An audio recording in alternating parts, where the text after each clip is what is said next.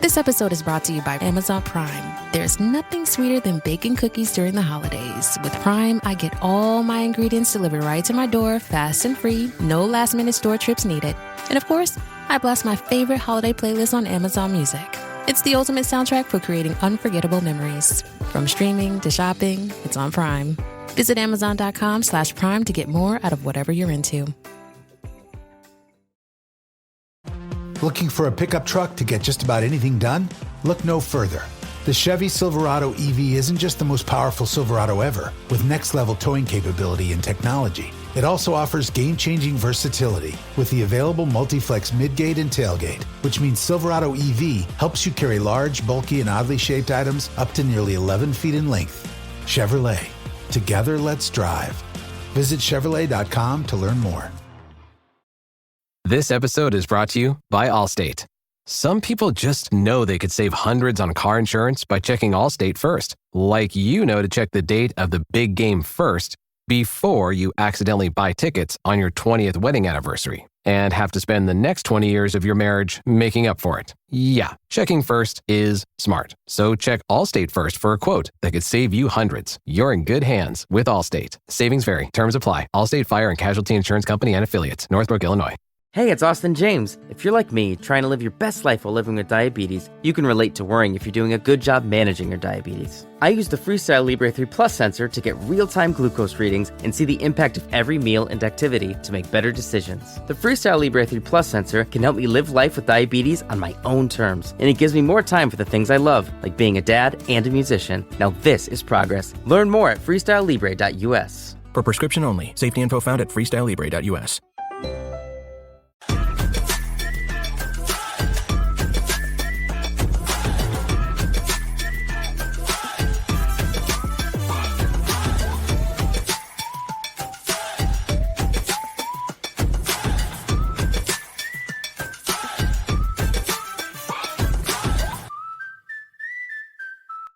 From the field to the film room to the war room, we've got you covered every step of the way as the road to the draft starts right now. Hello and welcome to another episode of the Armchair Scouts. I am your host, Shane Haff, and you can follow me on Twitter at ShaneHaffNFL. I'm joined today by my co-host and fellow draft enthusiast, Dibes. Give him a follow on Twitter at Mr. Crockpot. Be sure to check out his podcast, Party on Broad. Dibes, how are you doing today? Doing well, man. This is about to get extremely exciting with the college football playoff, the Senior Bowl on the horizon, the draft process. Everything's in front of us. It's going to be a lot of fun. All right. I'm also joined by my co-host on Chalk Talk, Mark Henry Jr. Give him a follow on Twitter at Mark Henry Jr. Be sure to check out his Tough Cover radio show every Saturday. Mark, how are you doing? Doing well. Yeah, it's a first for us with this kind of college football playoff to see how it impacts kind of the big board for the draft, because used to be there was just one bowl game, or if you made the 14 playoff you had two games, but there's some guys who could potentially play 4 games if not 3 games, so could be really interesting to see how this kind of affects the big board in terms of how the first round stacks out. Yeah, it's also just interesting that it feels like for a lot of years, we've just talked about the excess number of snaps that NFL players play. And so you hit that rookie wall. But for some of these guys, they're going to play 4 postseason games. I mean, that's only going to be 2 teams, but still, a lot of these teams are just going to tack on extra games. And it's sort of a bit of an on-ramp into, hey, this is maybe a little bit what NFL life is like. Obviously not playing against all NFL players, but the snap counts and how that impacts guys as a rookie will be interesting to follow over the next few years. So, okay, well, let's dive into it. Changing up the format a little bit for this week. It feels wrong to pick a game of the week out of 4 college football. What is the word for before quarterfinal? We'll just go with first round. It feels wrong to pick one of these 4 games for a game of the week. So we're not going to do prospect profiles this week. We're just going to briefly talk about all 4 games from the first round of the college football playoff. And so we'll go in chronological order. We will kick off with the first game. It is Friday night at 8:00. Indiana travels to Notre Dame to take on Mark's Notre Dame Fighting Irish. The winner of that game will advance to the quarterfinal and play Georgia in the Sugar Bowl. Mark, I got to throw it to you first. Talk to me about Notre Dame and what you see in this matchup. Yeah, it's very similar to the Indiana-Ohio State matchup that we saw a couple weeks ago, and that game was a home game there for Ohio State. This game's a home game for Notre Dame. It's going to be difficult for Indiana to match kind of Jimmy's and Joe's with Notre Dame. At a certain point, it stops being about the X's and O's. Kurt Cignetti's done a great job coaching Indiana.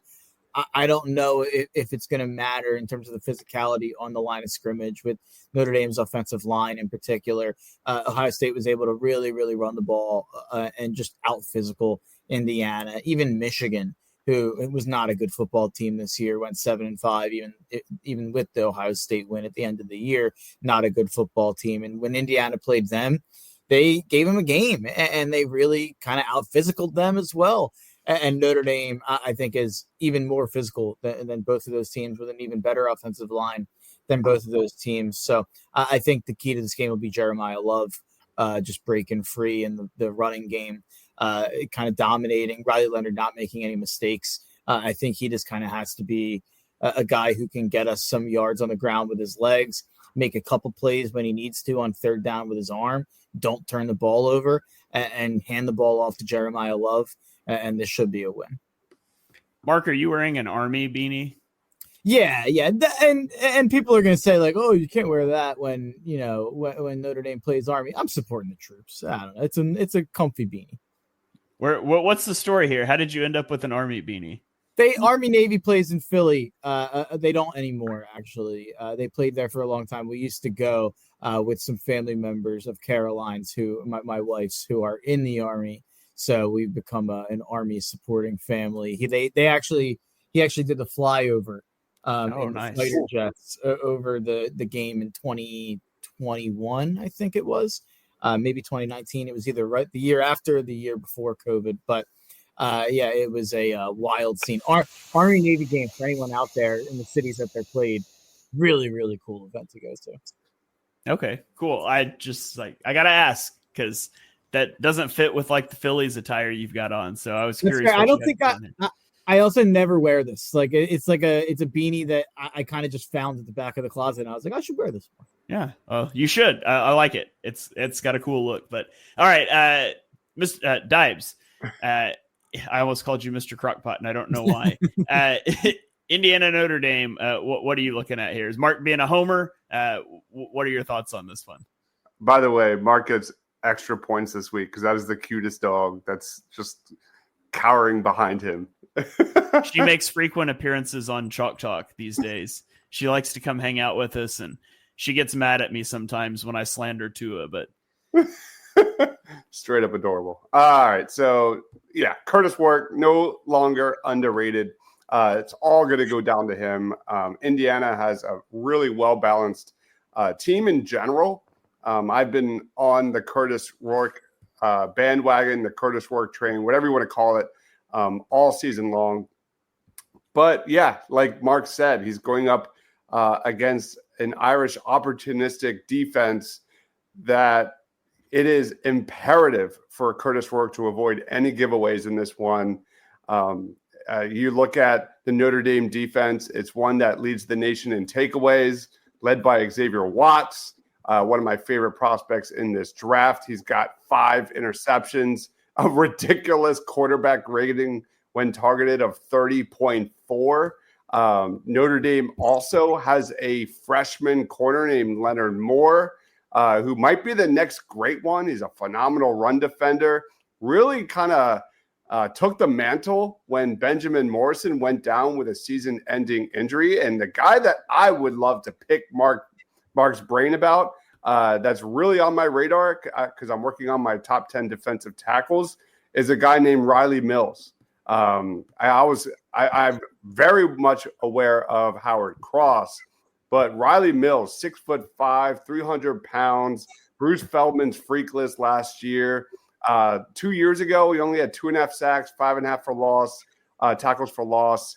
But this year, man, he's got 33 pressures, 7 sacks, 19 run stops. Riley Mills might be a guy to watch.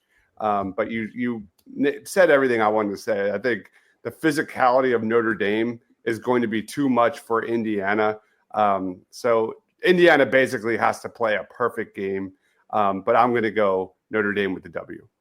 All right. Yeah, 6.5 sacks from Mills. The whole D line has really stepped up, and obviously everyone knows about Cross, but he's definitely he's been their best pass rusher, to be honest, even above Cross. So you guys both have Notre Dame moving on to face Georgia in the Sugar Bowl? Yep. For sure. All right. Well, let's keep rolling. By the way, Notre Dame favored by 7.5 in that game. Let's move on to the noon game on Saturday. Number 11, the 11 seed SMU travels to Penn State to play the 6th seed. Penn State is favored by 8.5 in this game. And then the winner of that game will play Boise State in the Fiesta Bowl. I'm curious to see if I'm glad the playoff brings group of 5 schools into the picture. I'm curious to see if they just become first round blowout games every year, though. There's a fine line between like diluting the product too much and getting in the teams that deserve it. So I'm excited for the expanded playoff, but I am really interested just to see how this first round of games go and if we get some really good ones. Dives, when you look at SMU Penn State, do you expect this to be a good game? What are you kind of watching for? Obviously, this is the Abdul Carter show. He has been lights out to finish the season. And that's what Penn State's all about. Their pass rush versus quarterback Kevin Jennings. If you don't know who Kevin Jennings is, he's a guy that stepped in for Preston Stone, who suffered a season-ending injury during the season. Him and Preston Stone kind of were battling it out until Jennings was named the starter in week 4. And since then, he's got the nation's 4th best passing grade per PFF. Enter Abdul Carter, who ranks 3rd in the FBS in PFF pass rush grade. He has been, I'm pretty sure he won the Big Ten Player of the Year. I could be wrong about that. But he has been really dynamic. So keep an eye out for that. Obviously, the guy that we have talked about 1,000 times on mock drafts, on other shows, is Tyler Warren. Tyler Warren has been Penn State's best offensive player by a huge margin. He's got over 1,000 receiving yards. That easily leads all Power 4 tight ends. Amazing after the catch. He's not just big. He's extremely versatile. He can play that wildcat quarterback role. He can get yards on the ground. Slowing down Tyler Warren has to be the top priority for SMU's defense. But I got Penn State winning by 2 scores. All right. So Dibes has Penn State in a blowout. Mark, what do you think about this one? I think it's going to be a shootout. I think that there's going to be a lot of points on the board. If there's any of the games out of the 4 that I would take the over in, it would be this one. And the total sitting at around 53.5. I'd like the over there. And I think that I'm a little bit skeptical of Penn State's defense. I have some concerns about everyone just kind of lists them as one of the best defenses in the country. And I thought that at the beginning of the year. I mean, giving up 45 to Oregon in a game where Oregon got really conservative in the second half of that game. Like, I think Oregon could have hung a 50 burger on them for sure. Gave up 25 to a bad Minnesota offense that can't run the football. They gave up 30 to USC in a game that they went to overtime with them. Even Bowling Green early in the year put up 27. Like, I think SMU will be able to score. And you look at SMU, they scored 38 plus in 5 straight games. Like, obviously worse competition and worse defenses than you'll see with Penn State. But I think SMU is going to be able to put up points and hang with Penn State. I think this is going to be like a 35-31 Penn State win. I think Penn State wins it close. I would say that there's going to win, but I am betting SMU +9. That line's actually down to 8.5 now. I would still take that, but I think it's going to be within a touchdown. All right. So Mark thinks this one's going to be a little closer, but they both have Penn State moving on. Let's go to Saturday at 4:00. Number 12 Clemson at number 5 Texas. This one has the biggest spread of all of the games. It's an 11.5 point favorite. Texas is favored by 11.5 points. The winner will move on to play Arizona State in the Peach Bowl. Mark, how do you feel about this game? This is actually the one that I have the least opinion on when it comes to the spread. I think 11.5 points is just so many points. I think there's a reason for that spread. Texas is the way better team. The weird thing about Texas is we also don't really know what they are. You look at the schedule that they've played. The best win is the last time we saw them, or I guess they played in the SEC title game. Excuse me. Obviously went to the overtime with Georgia, but their last regular season game, probably their best win against Texas A&M on the road. A Texas A&M team that ended up going 8-4. So it's not like they have this legit stamp them as legitimate win. So I'm pretty low on Clemson, which is why I lean towards Texas getting the job done. But Texas hasn't shown me enough to show me that they should be favored by 11.5 and that I can lay the 11.5. If I was going to bet it, it would be Texas. But outside of, maybe throwing Texas money lines at some parlays, I won't be betting this one. All right. Dibes, what about you? Thoughts on Texas, or is Texas legit? Do we just not know? How do you think this game is going to play out? Yeah, I'm right there with Mark. I am not the biggest fan of Quinn Ewers. He's been up and down, shaky all season long. Clemson's defense is really solid. They are tied with Notre Dame for the second best turnover margin in the nation. They do a great job creating opportunities for its offense. There's a sophomore, TJ Parker, who's kind of developed into one of the best pass rushers in the nation. 49 pressures, 12 sacks. You look at Peter Woods. We'll be talking about him, not this year, but most likely in the 2026 NFL draft. Another interior defender, big-time pass rusher. And on the other end, Quinn Ewers, man, his play has been good in one half, bad in the next half. And if Ewers protects the football, Texas could probably go all the way, but Texas could be in for a long game against Clemson, who has some pretty decent players like Barrett Carter.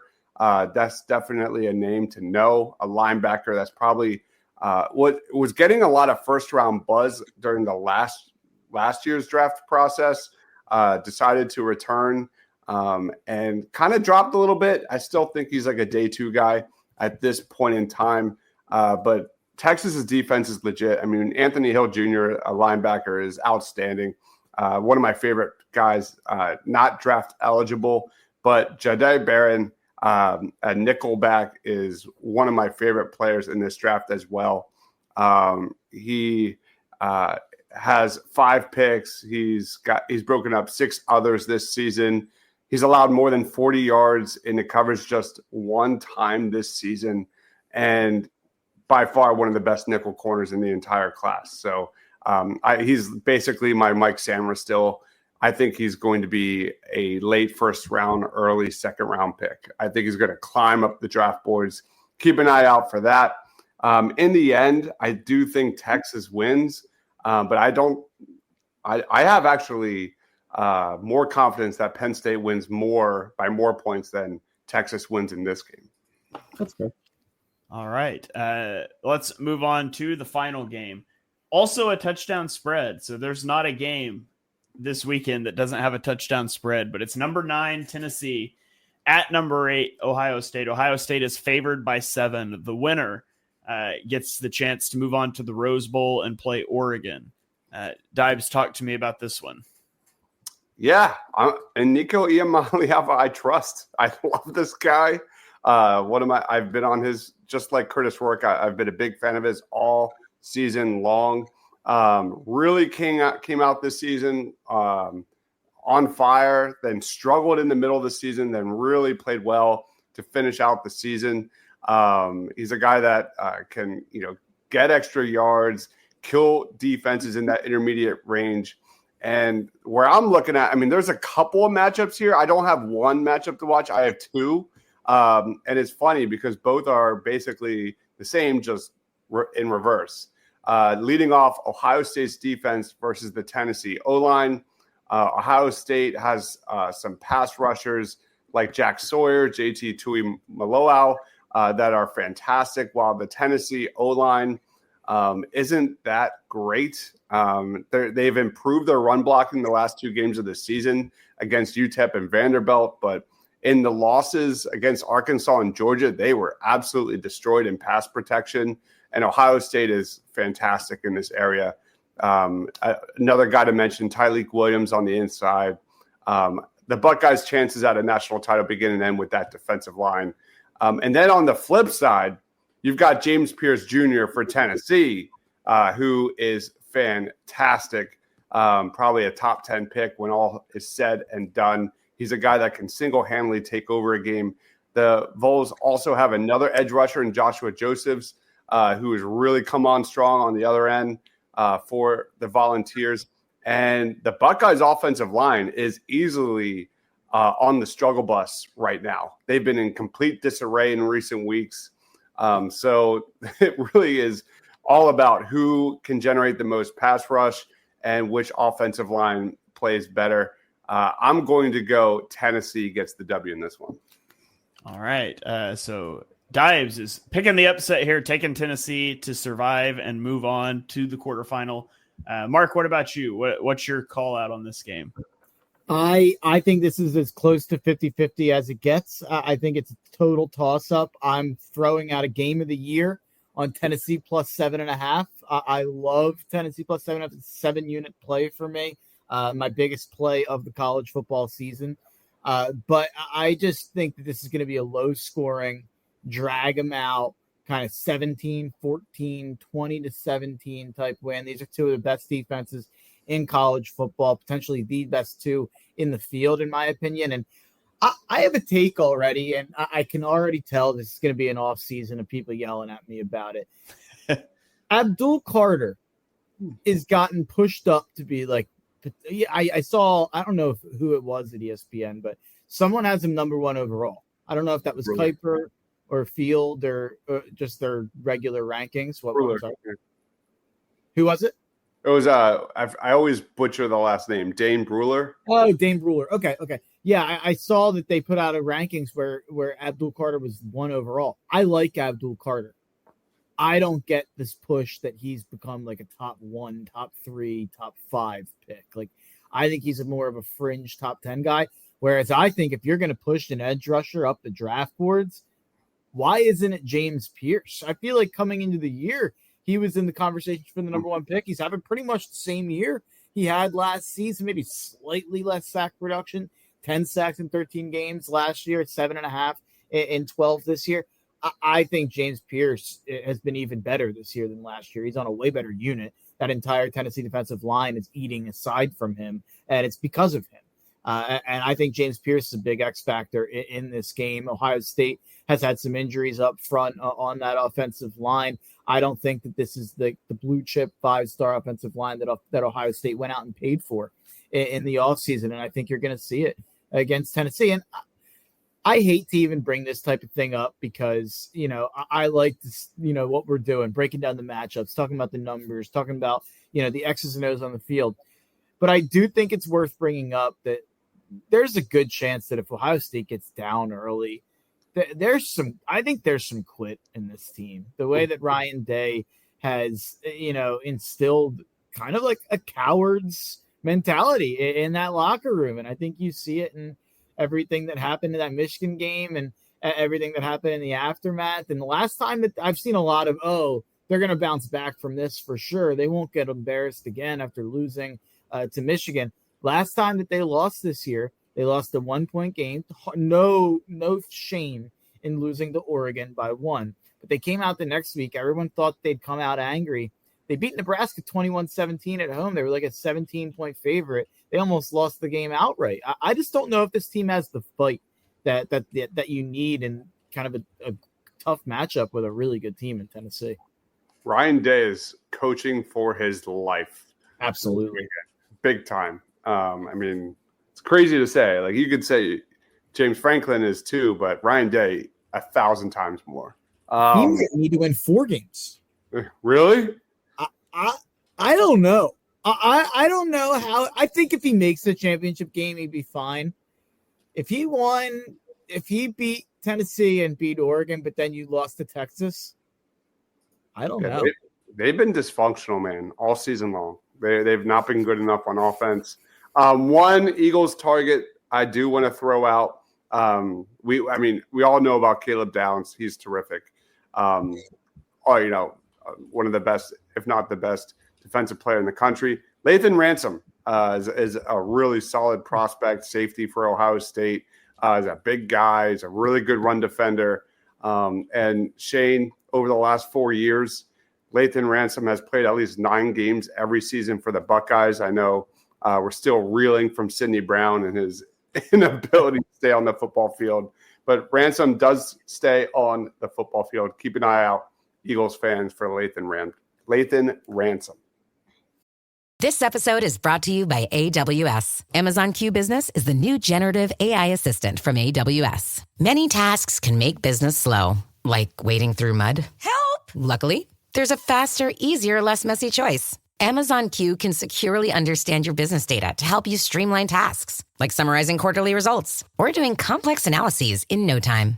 Q got this. Learn what Amazon Q Business can do for you at aws.com/learn more. Future you faces some big expectations. Work out more, go to bed earlier, and most importantly, make smart money decisions. Thankfully, today you has Bank of America. One place with tools and guidance to help balance tasks from budgeting to saving. So you can just be you with big plans. Do more with a bank that asks, what would you like the power to do? Explore our tips and more at bankofamerica.com/futureyou. This year, Santa's bringing the power of Energizer into his workshop. Whoa, the Energizer Bunny's got so much power. Wait, he's powered up all the toys. I think that means we're done for the year. I love this bunny. He's the hardest working helper the North Pole has ever seen. And he wants all your gifts to have the power of the #1 longest lasting AA battery. So this holiday season, stock up on Santa's and the elves' favorite battery, Energizer Ultimate Lithium. This episode is brought to you by LifeLock. The holidays mean more travel, more shopping, more time online, and more personal info in places that could expose you to identity theft. That's why LifeLock monitors millions of data points every second. If your identity is stolen, their US-based restoration specialist will fix it, guaranteed or your money back. Get more holiday fun and less holiday worry with LifeLock. Save up to 40% your first year. Visit LifeLock.com/podcast. Terms apply. I wonder, you guys mentioned coaches coaching for their job here. I do wonder, do you think the college football playoff is going to lead to more coaches losing jobs? Because it's a lot easier to get into the 12-team playoff and prove that you can't win it versus like you get left out of the 4-team and it's like, well, we didn't get our shot. And I don't know. Do you think that's a real thing? Like, are you going to see more turnover in these high-profile programs as coaches kind of prove that they can't get over the hump? Yeah, because I think before you finish 7th and you're able to claim, like, what a season. We went 10-2. Like, because there isn't something you can point to as the definitive end of your season. You went 10-2 and you didn't make the 4-team playoff, and you went to a bowl that a million guys opted out of. Like, there are definitive ends to seasons now. And I think that will change the way that the sport's covered. And, you see it in the NFL. If a guy can't, reach a certain level with a really good team, he's going to get let go, even if he's won a lot of games. And you see it in college basketball. But what college basketball has done is now that these coaches, I feel like, really kind of making the tournament an accomplishment and making the Sweet 16 such a big accomplishment, that instead of being killed when you lose in the Elite 8 or the Sweet 16, you kind of get propped up for having those accomplishments on your board. So it's interesting. Yeah. The talent level on Ohio State is ridiculous. I mean, they had an insane amount of draft eligible guys return this season. And if they lose, holy cow. You mentioned Eagles targets, by the way, just a couple names to throw out for receivers. Cause I do think, you look at the Eagles list of needs. Like, I still think I've been saying it for I don't know how many years we've been doing this, but I still think wide receiver 3 is high on that list. And a couple names, Emeka Egbuka from Ohio State. He'd be an interesting name to watch here. Isaiah Bond from Texas in the Texas Clemson game. He's been disappointing, I think, statistically this year. Maybe you can pin that on Quinn Ewers. And yeah, you're putting up Egbuka there. A lot of similarities to JSN, can really thrive in the slot. Maybe an interesting fit with the Eagles, obviously. And then some other kind of some other receivers that are out there that could potentially be maybe a little bit lower on the list. But Evan Stewart and Tez Johnson from Oregon. That's not this weekend. That's going forward. But there's a good amount of receivers to keep an eye on in this college football playoff if you're like me and you're kind of jonesing for less Jahan Dotson and Johnny Wilson. I love Tez. You guys remember how much I was like in love with like a Tank Dell. Tez is going to blow up the draft process, man. He's got so much juice. He's so fun. And I saw a comment earlier from Quentin. I think if you made me, let's all make a pick, I guess, on the bracket. I'm going to say Oregon beats Notre Dame in the national championship, even though I think it should be Oregon, Georgia, but I'll be a homer and say Oregon, Notre Dame. I was Oregon as well. And I think I was Oregon over Penn State or Georgia, one of those two. Got a really easy path, yeah. Yeah. So I don't remember. I did this like a couple weeks ago. It might have been Penn State. I don't know. It's got to be one of Penn State, Georgia, or Notre Dame, pretty much. Yeah. What about Boise State? Nah. They're great. Ashton Genty, I should have won the Heisman Vengeance Tour. I think that there are only 6 teams who can even make the college football championship. It's Oregon, Ohio State, Tennessee. I guess there's 7. I apologize. Oregon, Ohio State, Tennessee, Texas, Notre Dame, Georgia, Penn State. Wait, that's 7. That was a bad job by me counting with my fingers. But there's 5 teams: SMU, Indiana, Arizona State, Boise State, Clemson. Those teams don't have a chance of winning more than 1 game, I'd say. Yeah.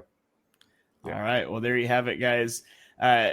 We could like package this little segment as like a Sesame Street alternative. Mark teaches kids how to count. Like we could have a lot of fun with that. You make a pick, Shane. You picking Texas? Horns up? No, I mean, I feel like Oregon. It's going to be, as an Oklahoma guy, it's going to be so funny to see Oregon if they go like win the national championship with Dylan Gabriel and after all the things that transpired with OU this year. But if I had to pick, I would probably say like Oregon. Oh crap. Which side of the bracket? I just have Oregon the individual plays the winner games. of Ohio State, Tennessee, and the winner of that game will probably play Texas. Yeah. I'd probably say Oregon comes out. Hold on. I'm going to look at the bracket. Oregon comes out. I mean, it feels lame to say Oregon, Georgia, but I kind of feel like that's what it's headed for. Like, that's not spicy, number 1, number 2, but that's just kind of what it feels like we're headed for. Did you guys know next they have the second round lines out on DraftKings for the potential spreads? Notre Dame, Georgia. Notre Dame -2.5 right now. I remember vividly, like 8 weeks ago, Mark was so out on Notre Dame. It was crazy. Well, they did lose to what, Northern Illinois or something like that? They lost to Northern Illinois, who's playing in like the Frisco Bowl against Fresno State coming up in a couple of days.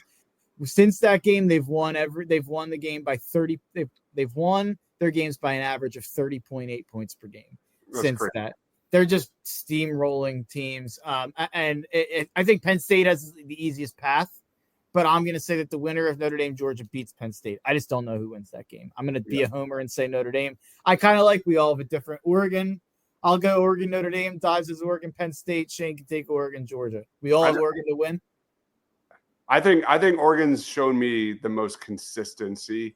I love their D-line, like Derek Harmon, Birch. Those guys are like 6'5" beasts. Like I really like Oregon just offensively. Like the way they attacked Penn State with Tez Johnson was really impressive. Penn State had no answer. They look foolish. Outside of that, I have major question marks pretty much about every team in this college football playoff, even Texas, even like everybody. Georgia's beatable. It's just really going to be a lot of fun. Yeah.